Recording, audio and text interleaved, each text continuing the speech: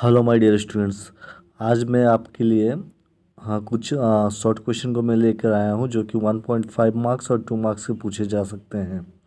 और ये जो क्वेश्चन है बहुत ही इम्पोर्टेंट क्वेश्चन है, तो इनको कम से कम जितना जल्दी हो सके ये सारे क्वेश्चन को आप याद कर लो। ठीक है, इन सारे क्वेश्चन के आंसर को आप फाइंड आउट कर लीजिए, अपने नोट्स कॉपीज आप बना लो, इसको लिख लीजिए क्योंकि ये जो क्वेश्चन है आपको बहुत आसानी से करीबन मीन्स 18 to 20 मार्क्स जो है आप इसी क्वेश्चन से आप उठा पाओगे। ठीक है, और जो भी लॉन्ग क्वेश्चन है आपको अच्छी तरह से पता है कि इस साल के लॉन्ग क्वेश्चन क्या आने वाले हैं। तो आज जो शॉर्ट क्वेश्चन है, इतना शॉर्ट क्वेश्चन अगर आप प्रिपेयर हो जाओगे तो ऑब्वियसली आपको और मीन्स आपके जो एग्ज़ाम है आप आसानी से इसको क्वालिफाई कर लोगे। तो चलिए समझते हैं कि ये कौन कौन से इम्पोर्टेंट क्वेश्चन हैं। तो फर्स्ट जो क्वेश्चन है, जो शॉर्ट क्वेश्चन जो है पूछे गए हैं, पूछे जा सकते हैं, that is differentiate between oxidative and non-oxidative phase of pentose phosphate pathway. मतलब आपको क्या करनी है, आपको बतलानी है कि ऑक्सीडेटिव फेज और नॉन ऑक्सीडेटिव फेज क्या होते हैं। ठीक है, मतलब उनमें क्या डिफ्रेंशिएट है उनके बारे में बतानी है। तो ये एक बहुत ही मीन्स इम्पॉर्टेंट क्वेश्चन है यहाँ पे। तो इस क्वेश्चन को आप मतलब किसी भी तरह से छोड़िएगा नहीं, बहुत इम्पोर्टेंट क्वेश्चन है। नेक्स्ट जो इम्पोर्टेंट क्वेश्चन यहाँ पे ये है, why ATP is called energy currency of cell. ATP को एनर्जी करेंसी ऑफ सेल क्यों कहा जाता है, जो कि ये जो क्वेश्चन है बहुत ही इम्पोर्टेंट क्वेश्चन है, यूनिट 1 पे है ये क्वेश्चन। तो इसके आंसर जो है आप आसानी से आप याद कर लीजिए। ठीक है, और ये जो है आपके 2 मार्क्स के क्वेश्चन है, ये दोनों ही आपके 2 मार्क्स के क्वेश्चन पूछे जा सकते हैं। नेक्स्ट जो क्वेश्चन है, explain molecular structure of ATP. ATP की जो मॉलिक्यूलर स्ट्रक्चर है, ठीक है, तो वो जो स्ट्रक्चर होंगे उनको भी थोड़ा अच्छी तरह से पढ़ लो क्योंकि उसमें क्या वो किससे बने हैं, उनकी कॉम्पोजिशन क्या है। ठीक है, तो ये उनकी जो डायग्राम है मतलब उनकी जो स्ट्रक्चर है वो अच्छी तरह से आप याद कर लो। ठीक है, उनको प्रैक्टिस कर लो। तो ये भी क्वेश्चन जो है बहुत इंपॉर्टेंट क्वेश्चन है, ये शॉर्ट क्वेश्चन के लिए मैं बता रहा हूँ। ठीक है, वो एक्सप्लेन दिए हैं, मतलब ये मत सोचना वहाँ हो सके right short notes on molecular structure of ATP, इस तरह से क्वेश्चन पूछे जा सकते हैं। नेक्स्ट जो क्वेश्चन है यहाँ पे जो कि बहुत ही इम्पोर्टेंट क्वेश्चन है वो है what is reducing equivalent. Reducing equivalent की जो डेफिनेशन क्या होगी तो वो आप याद कर लेना। ये भी आपके जो होंगे 2 मार्क्स के क्वेश्चन आ सकते हैं। वर्ड नेक्स्ट जो क्वेश्चन है, what do mean by cofactor, ये 1.5 मार्क्स के लिए है।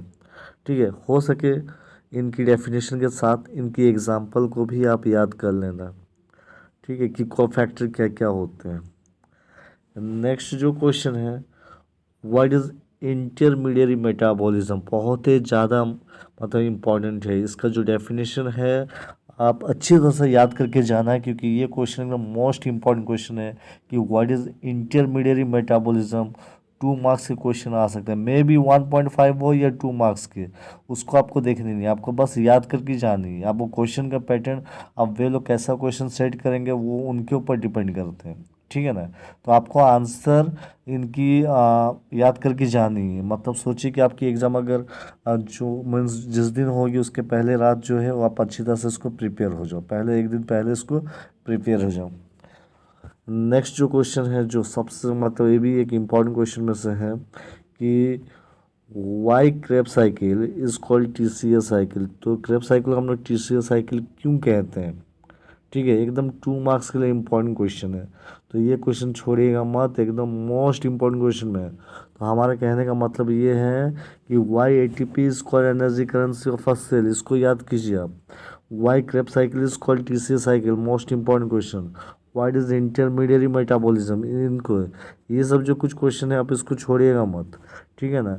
नेक्स्ट जो है यहाँ पे कि डिफ्रेंशिएट बतलानी है कि ऑक्सीडेटिव फेज़ और नॉन ऑक्सीडेटिव फेज़ जो आपने पढ़े होंगे एचएमपी संड के बारे में, मतलब उसको हम क्या बोलते थे, दूसरा नाम उसका क्या था, पेंटोस फॉस्फेट पाथवे। राइट, तो ये भी जो है पेंटोस फॉस्फेट पाथवे, तो इसी में आप देखोगे आपको आंसर मिल जाएंगे, है ना। इनके जो है that is oxidative phase and non oxidative phase के बारे में आपको, है ना, वहाँ से आपको नोट्स में मिल जाएंगे। नेक्स्ट जो इम्पोर्टेंट क्वेश्चन है वो ये है कि why Krebs cycle is amphibolic in nature. ठीक है ना, एम्फी का मतलब आपको पता है ये बहुत होता है, मतलब उसमें कैटाबॉलिज्म और एनाबॉलिज्म दोनों ही होते हैं, तो that's why it is called amphibolic. तो यहाँ पे ऐसा भी पूछा जा सकता है why T C A cycle is amphibolic, है ना, क्यों, है ना, why T C A cycle is considered as amphibolic, कुछ इस तरह से क्वेश्चन पूछे जा सकते हैं। तो ये जो क्वेश्चन होंगे 1.5 मार्क्स के होंगे। ठीक है, नेक्स्ट जो क्वेश्चन हो सकते हैं आपके लिए पूछे जा सकते हैं 1.5 मार्क्स के लिए, कि आपको पूछे जाएंगे कि समरी लिखनी है आपको, चाहे वो ग्लाइकोलाइसिस के हो चाहे वो टीसीए साइकिल को, ये देख के जाना। एक लाइन की समरी होगी, इसको लिख लेना, 1.5 मार्क्स आपको मिल जाएंगे। ठीक है ना, तो इनको आप प्रिपेयर करके जाना, उसको याद करके जाना है। ओके, नेक्स्ट जो क्वेश्चन है यहाँ पे, define the term. Define the term मतलब आपको ये बतलानी है कि इसमें डेफिनेशन बतलानी है। जैसे वहाँ पे कुछ भी क्वेश्चन आ सकता है डेफिनेशन में। बेसिकली जो क्वेश्चन आ सकते हैं वो कुछ इस तरह से पूछे जा सकते हैं कि ग्लाइकोलाइसिस को डिफाइन करनी, मतलब या इसको ऐसा पूछा what do mean by glycolysis, या ऐसा पूछा जा सकता है कि व्हाट इज़ ग्लाइकोलाइसिस, या ये क्वेश्चन पूछे जा सकते हैं ग्लूकोनियोजेनेसिस क्या है। तो सिर्फ 2 लाइन की जो डेफिनेशन है वो आप याद कर लेना। ठीक है ना, नेक्स्ट जो होंगे यहाँ पे दैट इज़ ग्लाइकोजेनोलाइसिस, इनकी डेफिनेशन आप याद कर लो ग्लाइकोजेनोलाइसिस की। नेक्स्ट जो है इनको देख लेना,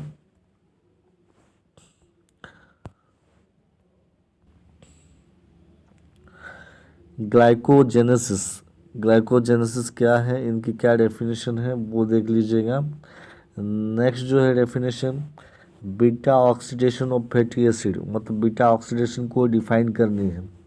नेक्स्ट जो होंगे क्वेश्चन दैट इज़ कीटोजेनेसिस, क्वेश्चन पूछा जा सकता है व्हाट इज़ कीटोजेनेसिस। ठीक है, और ये तो है सबसे important question, most important that is inhibitors. तो यहाँ पे आपको पूछा जा सकता है व्हाट इज़ इनहिबिटर्स, या ऐसा क्वेश्चन पूछा जा सकता है that is what is etc inhibitors. Next जो क्वेश्चन है आपको पूछे जा सकते हैं व्हाट इज़ अनकपलर। ठीक है, या तो इससे क्वेश्चन पूछे जा सकते हैं। और ये जो क्वेश्चन है व्हाट इज़ ऑक्सीडेटिव फॉस्फोरिलेशन। तो ये जो है आपको ये सारे डेफिनेशन 2 लाइन के आपको लिख लेनी होंगे, और आपको इसको प्रिपेयर करनी होगी, इसको याद करके आप जाना, कुछ ना कुछ आपको उनमें से लगेंगे ही श्योर।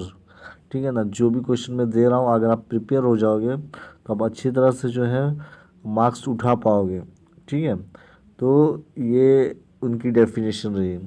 नेक्स्ट जो क्वेश्चन पूछे जा सकते हैं that is right any 4 importance, आपको मतलब सिग्निफिकेंस बतलानी है।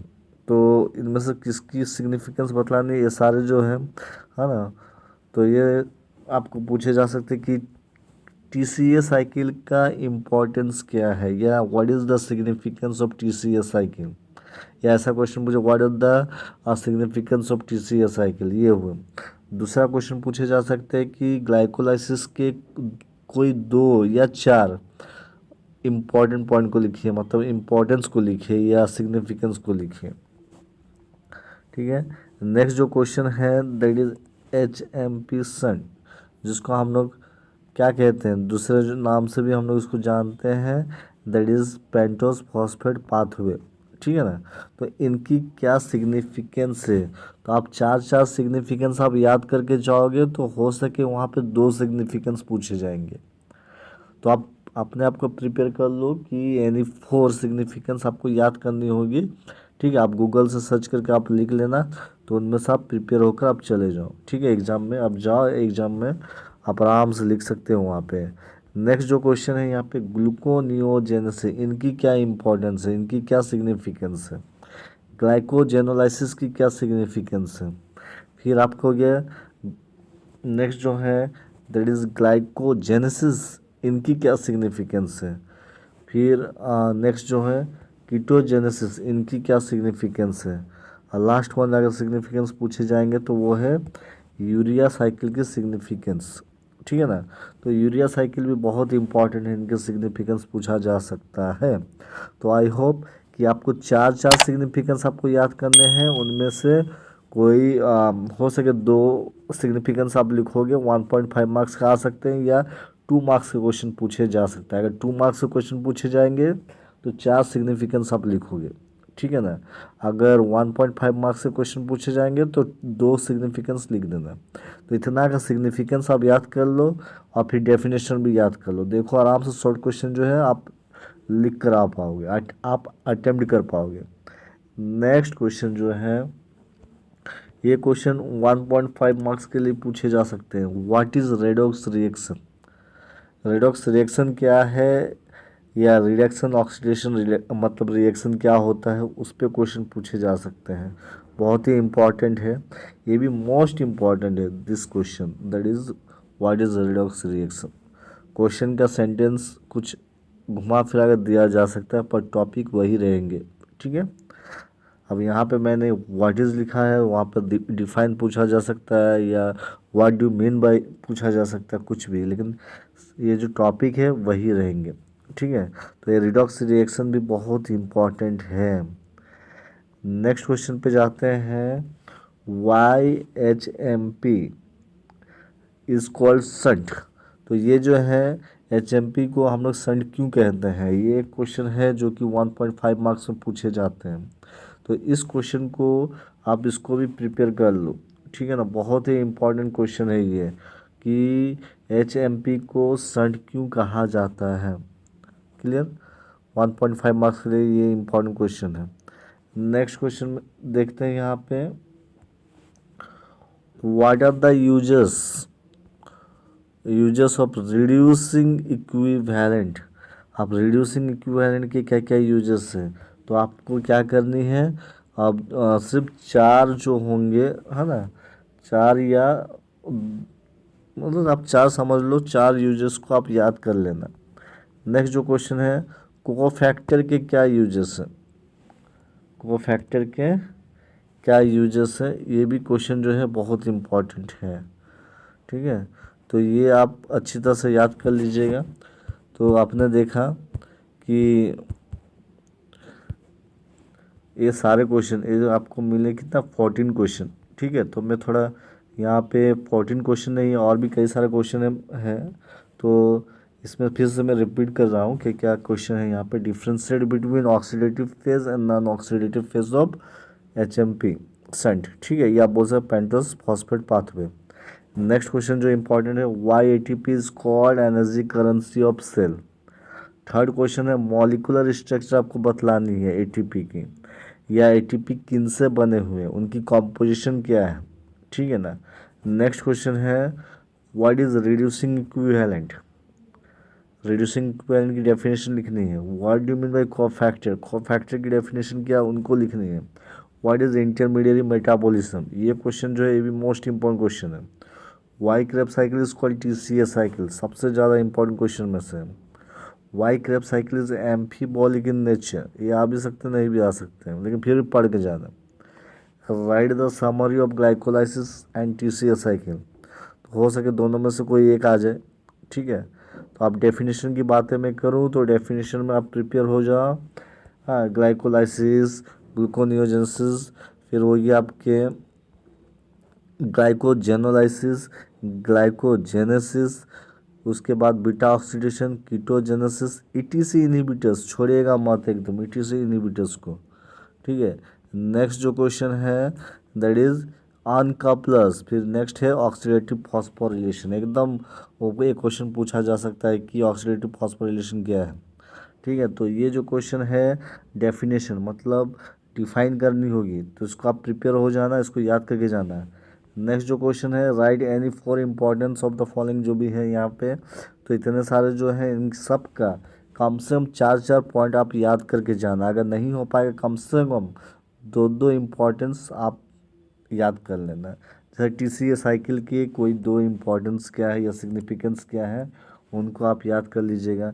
ग्लाइकोलाइसिस हुए हैं, HMP संट हुए, ग्लूकोनियोजेनेसिस हुआ, ग्लाइकोजेनोलाइसिस हुआ, फिर ये जो है फिर आपको फिर मिलेंगे ग्लाइकोजेनेसिस, फिर कीटोजेनेसिस, यूरिया साइकिल।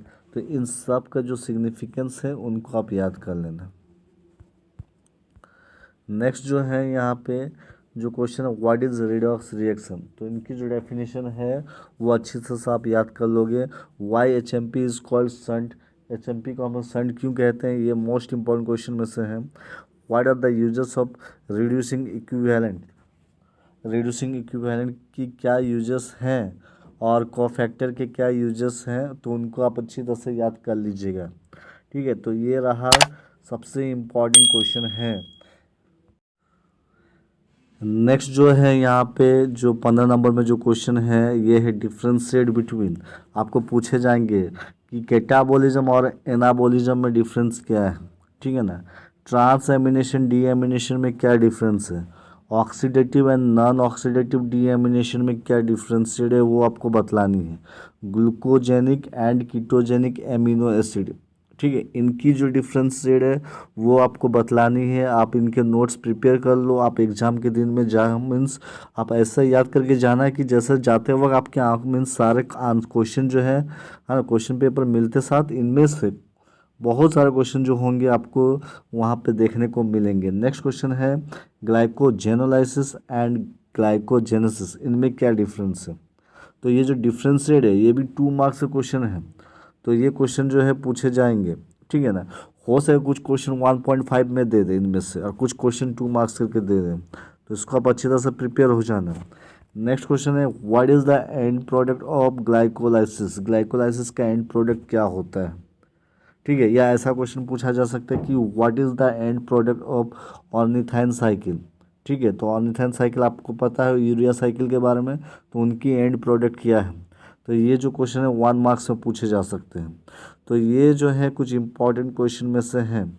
इनके साथ मैं आपको कहूँगा यहाँ पे कि ये सारे क्वेश्चन जो हैं बहुत ज़्यादा इम्पॉर्टेंट, इसको आप किसी तरह से इसको आंसर को आप लिख लो। ठीक है, खोज कर। और यहाँ पे एक बातें मैं कहना चाहूँगा कि इन सब क्वेश्चन के साथ और भी ऐसे शॉर्ट क्वेश्चंस निकल सकते हैं, जैसे स्टेजेस ऑफ कैटाबॉलिज्म, जो कि 2 मार्क्स का क्वेश्चन पूछे जा सकते हैं। ठीक है, कि what are the stages of catabolism, या ऐसा क्वेश्चन पूछे जा सकते हैं कि कैटाबॉलिज्म जो है, ठीक है, या कैटाबॉलिज्म ऑफ एमिनो एसिड, उनमें से क्वेश्चन पूछे जा सकते हैं। खैर, ये आज के लिए आप इतना ही क्वेश्चन को आप प्रिपेयर कर लीजिए। मैं और भी अगर होंगे तो एग्ज़ाम से पहले और भी कुछ क्वेश्चन मैं लेकर आऊँगा शॉर्ट क्वेश्चन। ठीक है, ये मीन्स इनको सारे क्वेश्चन को आप अच्छी तरह से प्रिपेयर हो जाओ, क्योंकि ये सारे क्वेश्चन जो है बहुत ज़्यादा बहुत ही ज़्यादा मीन्स इम्पॉर्टेंट क्वेश्चन में से हैं। तो आई होप आपको मेरी वीडियो समझ में आ रही होगी। ठीक है, और हो सके तो जो भी बच्चे, जो भी स्टूडेंट्स मेरे चैनल पे जुड़े हुए हैं, ठीक है, मैं बार बार एक ही चीज़ कहूँगा कि जो नेक्स्ट सेमेस्टर जो होंगे मॉलिक्यूलर बायोलॉजी, इसी चैनल पे आपको नोट्स मिलते चले जाएंगे। जैसा जैसा आपके सेमेस्टर रहेंगे means with in 3 to 4 months जो भी आप पढ़ोगे, ठीक है, तो मॉलिक्यूलर बायोलॉजी के जो भी नोट्स हैं आपको मेरे चैनल पे मिलेंगे। मैं कोशिश कर रहा हूँ कि नेक्स्ट टाइम जो होंगे उसमें बहुत सारे शॉर्ट क्वेश्चन को मैं प्रिपेयर कराऊँगा। ठीक है, तो वेल, आप अपने दोस्तों को शेयर कीजिए, आपको अगर मेरी वीडियो पसंद आ रही है तो, और जाते जाते आप लाइक भी दीजिए। ठीक है, और छोटा सा एक कमेंट भी दे दीजिए, ताकि हमें भी क्या है, एक हम भी इंस्पायर होते हैं आप लोगों से। ठीक है, हमें भी मोटिवेट मिलती है कि ताकि मैं भी और भी मैं अच्छी अच्छी वीडियो बना सकूं। ठीक है, मैं आपके लिए मैं मेहनत कर रहा हूं। ठीक है, मैं चाहता हूं कि आप सब बच्चे जो हैं आप अच्छी तरह से पास कर जाओ, अच्छे रैंक लाओ, आप अच्छे परसेंटेज लाओ। ठीक है, तो मैं यही दुआ करूंगा इस बार से भी कि आपकी एग्ज़ाम अच्छी हो, और अभी आपके पास वक्त नहीं है, और जो भी समय है, जो भी कीमती समय है, तो आप एग्ज़ाम के लिए आप जी भर कर आप प्रिपेयर करो, जी भर कर स्टडी कीजिए। ठीक है, तब तक के लिए thank you, all the best for your exam.